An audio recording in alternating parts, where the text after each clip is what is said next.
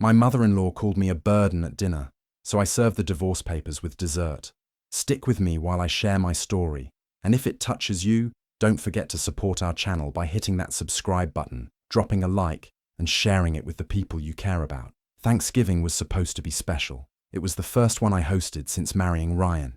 I spent 2 days preparing everything, setting the table, cooking from scratch, making sure everyone felt welcome.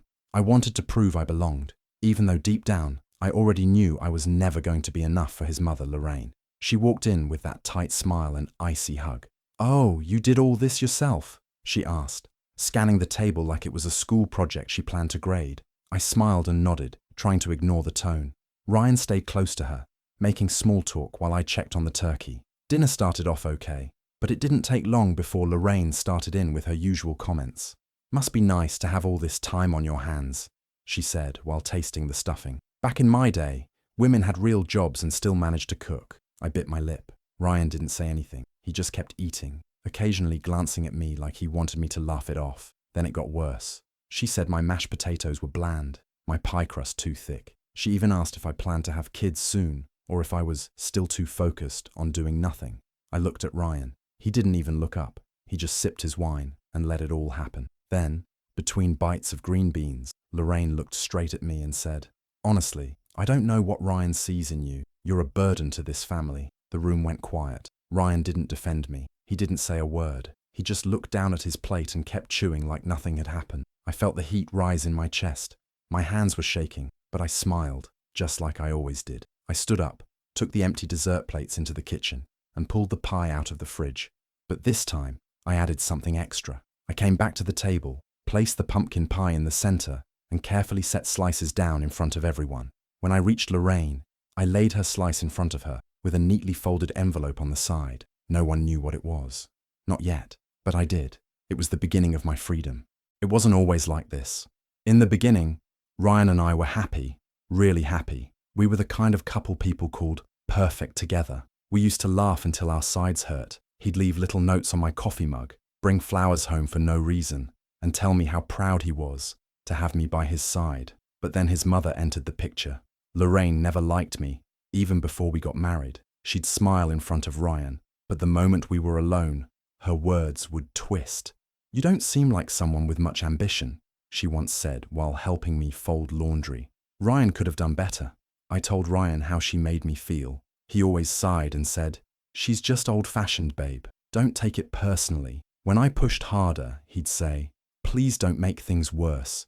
She means well." I believed him. I wanted to believe him. When Ryan decided to start his own business, I was the first one cheering him on. We didn't have much, but I gave everything I could.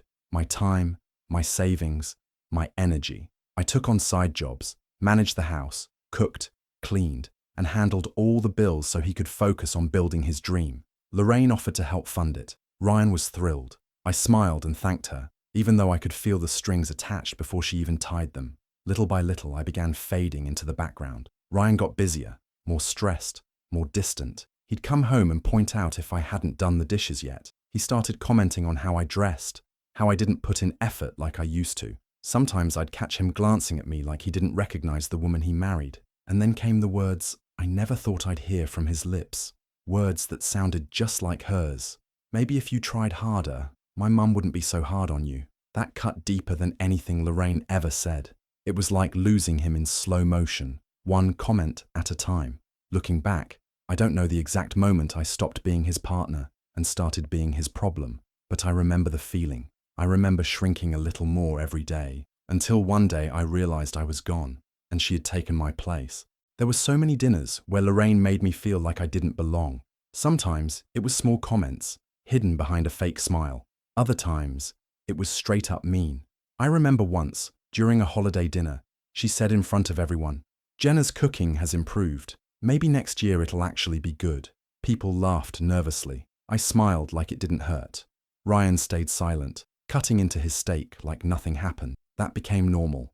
Every time we sat at a table with Lorraine, I felt like I was on trial. She judged everything, my clothes, my weight, my job, my opinions. And Ryan never spoke up, never once said, "That's enough, Mom." Instead, he'd look down, sip his drink, or change the topic. "So, how about the game last night?"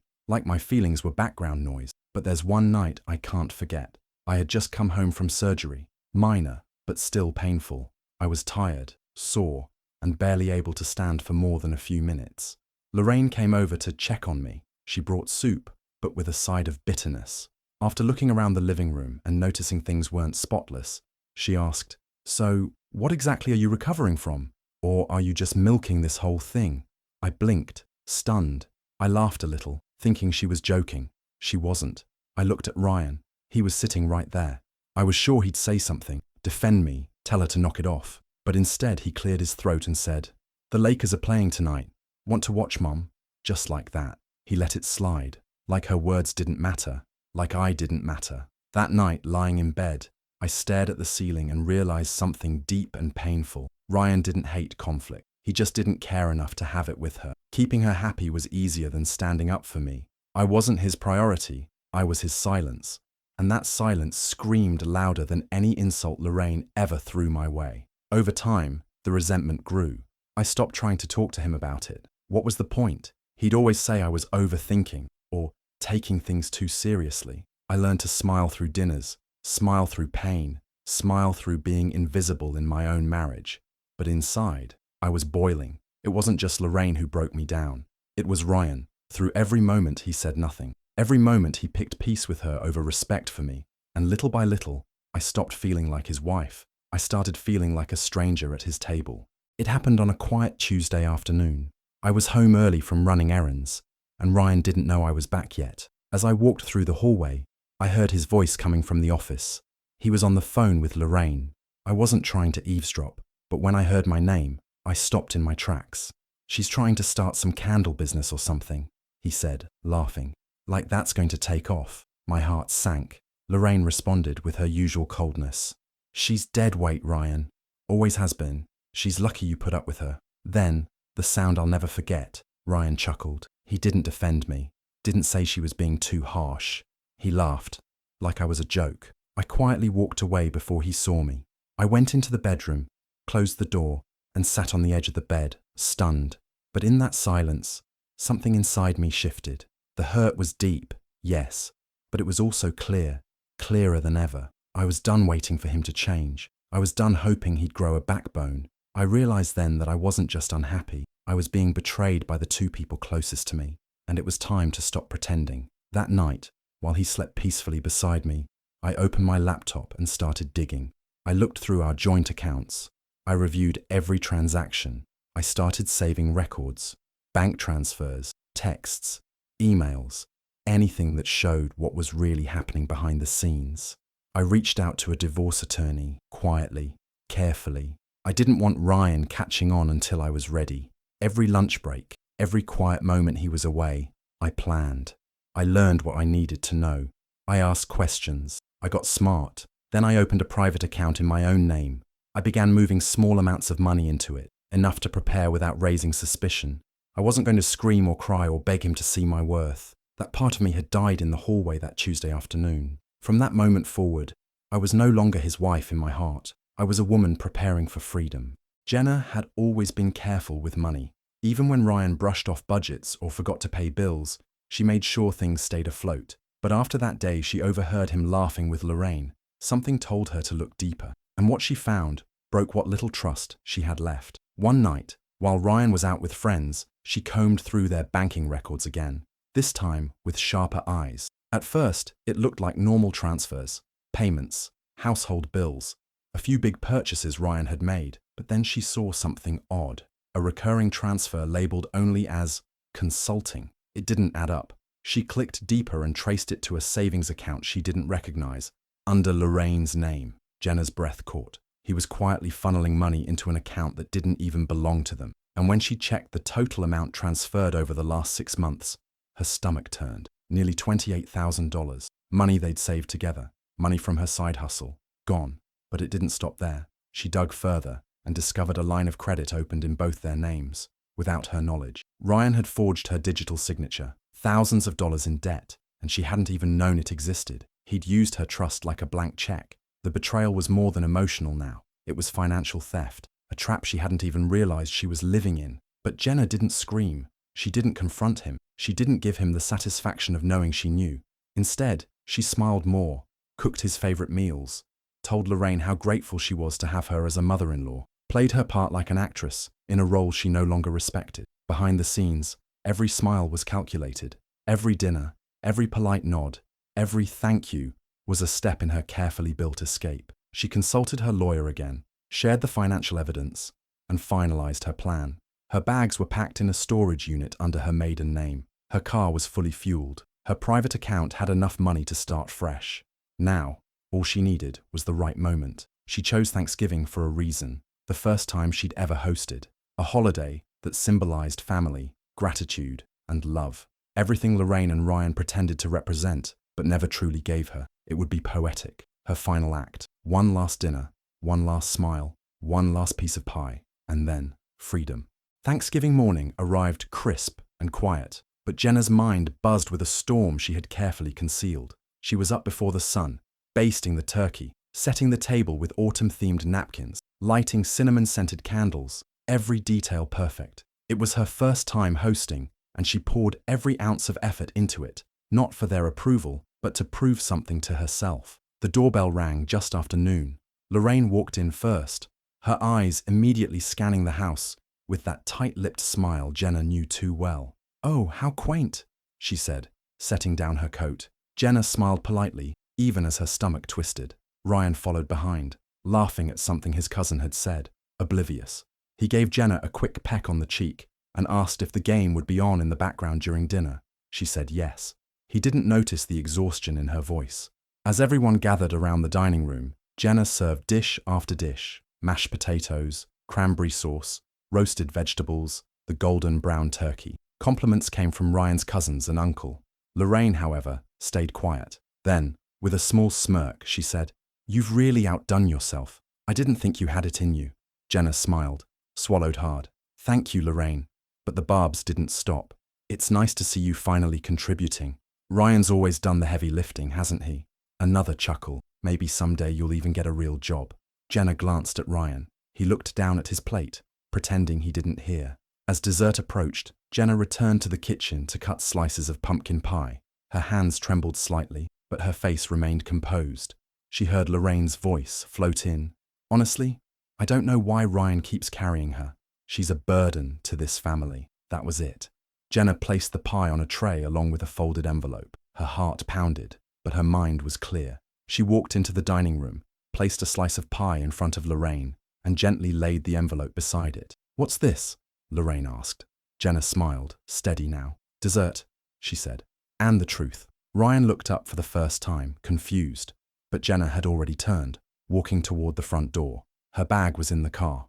Her ride was waiting. She didn't look back. Inside the neatly folded envelope placed next to Lorraine's dessert were the final pieces of Jenna's silent war, signed divorce papers, a detailed list of every transaction Ryan had hidden from her, and a short letter she had written the night before. Jenna didn't wait for anyone to open it. She cleared her throat as everyone looked at her, confused. "I have something to say," Jenna began, her voice calm but strong.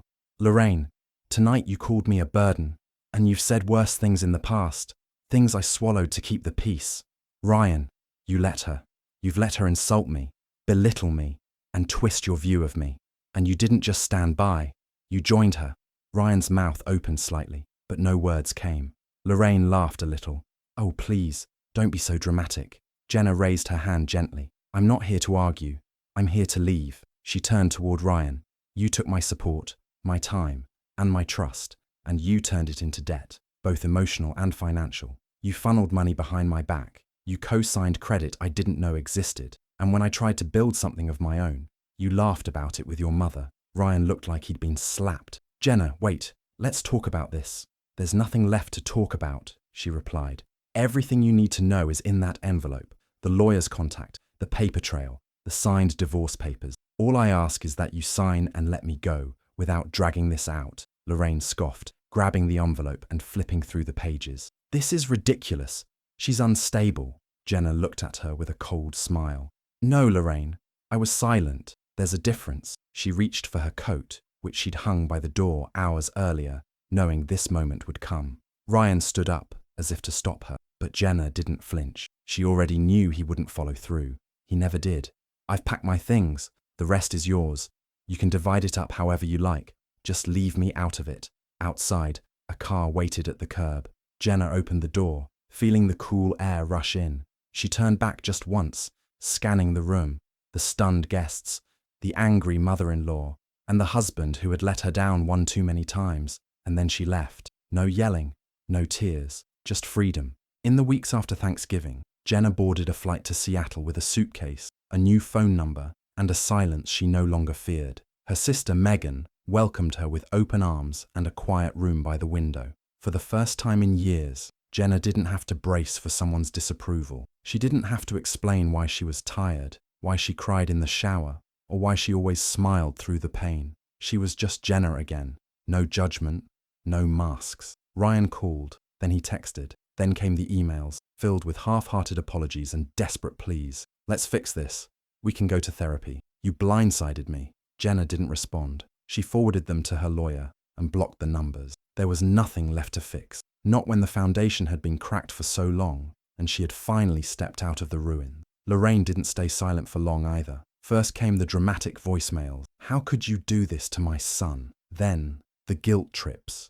A message from a family priest, asking Jenna to reconsider the sanctity of marriage and forgive Ryan as God forgives. Jenna listened quietly, then deleted them. If Lorraine thought religion could cover up years of cruelty, she was wrong. Jenna's lawyer worked swiftly. They untangled the accounts, froze the credit lines, and recovered every cent Ryan had funneled away. Her name, which had once been drowned under his debts and her sacrifices, slowly rose to the surface again. Free, independent, Heron. In the quiet mornings, Jenna walked through Seattle's parks with coffee in hand, watching the fog roll over the trees. She started journaling again, cooking for herself, sleeping peacefully. She had no interest in revenge, only in peace, something she'd forgotten how to want until she had it. The noise faded. Ryan stopped trying. Lorraine moved on to blaming someone else. But Jenna didn't care. She wasn't a part of their world anymore. She had reclaimed her life piece by piece, like picking up scattered fragments and finally seeing the full picture again. It didn't look like the life she once imagined.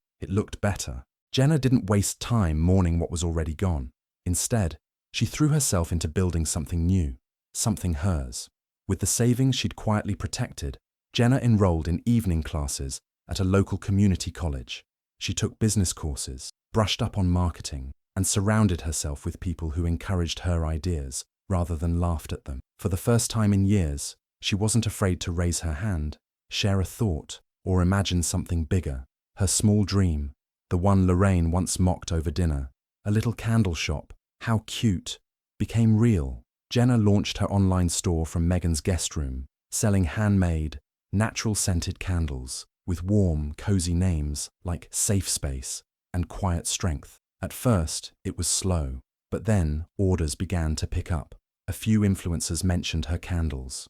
A local boutique offered shelf space. Jenna poured, labeled, shipped, and smiled. There were moments of doubt, of course. Times when she would freeze at the sound of her phone ringing, half expecting Ryan's name to flash. But each day, the echoes of her past life faded a little more. She began to feel herself again, not the quiet, shrinking version molded by someone else's comfort, but the Jenna she was before she made herself smaller to fit into someone else's world. One rainy afternoon, Jenna walked past a bakery downtown, the smell of cinnamon and sugar drifting through the door. Without thinking, she stepped inside and ordered a slice of pumpkin pie, the same kind she had served at that infamous Thanksgiving dinner. As she sat by the window, fork in hand, she took a slow bite and smiled, not because of the pie, but because of what it meant. She had walked through that fire, faced the ugliest parts of love and loyalty, and made it out stronger.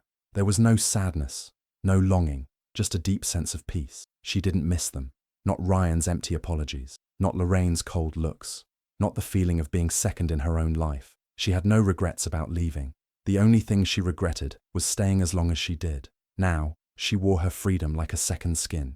She laughed louder, walked taller, dreamed bigger, and in that moment, alone with her pie, her business thriving, and the city humming softly outside, Jenna knew she was exactly where she was meant to be, finally, fully free. A year had passed since that unforgettable Thanksgiving dinner, the last supper Jenna would ever have with Ryan or his mother.